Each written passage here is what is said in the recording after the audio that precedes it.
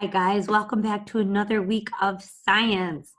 This week is our autumnal equinox, and autumnal is another word for autumn. The autumnal equinox will officially be happening on Tuesday at about 9:30 in the morning. Equinox means equal, and I bet that you could guess that what is going to be equal is the hours of daylight and the hours of darkness. So that's going to be happening this week. But to do a quick recap of last week's lesson on graphing, we're going to take a little look at a graph. So I'm going to just share a screen here, my whiteboard with you. Let's draw a graph. So on our graph, looks like something you would see in your math class.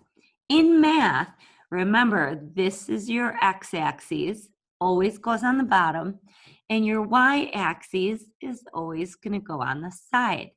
Now, in the past, when I've had students have trouble remembering which is x and which is y, sometimes I put like a little arrow on the end of the y to tell you that the y-axis is the axis that goes up and down.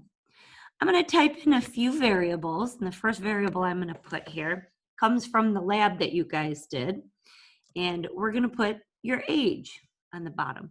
And the other variable I'm going to type in is going to be your weight. In science, we don't call these the x and the y axes. Instead, in science, we call these the independent and the dependent variable.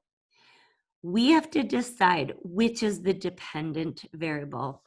Does your weight depend on your age, or does your age depend on your weight? Think about it for a minute. Would it make sense to say that your age depends on your weight? Past experience might tell you that a lower weight is usually a much younger age, but you don't get to pick your age just because of the weight that you're at.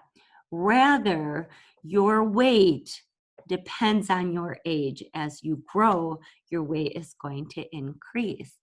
So your weight, therefore, is your dependent variable.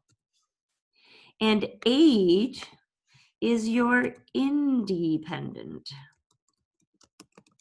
variable.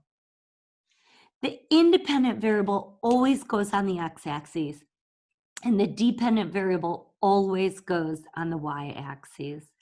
So if I were to draw what this graph looks like, we know that a younger age is going to be represented down here. So this would be young, if I can handwrite it. And over here would mean, we're not going to say old, just older. So our graph, when we are young, our weight is usually much lower. And when we're old, our weight is usually much higher. But what does this graph do? Is this a linear line? Does it go straight from here to here?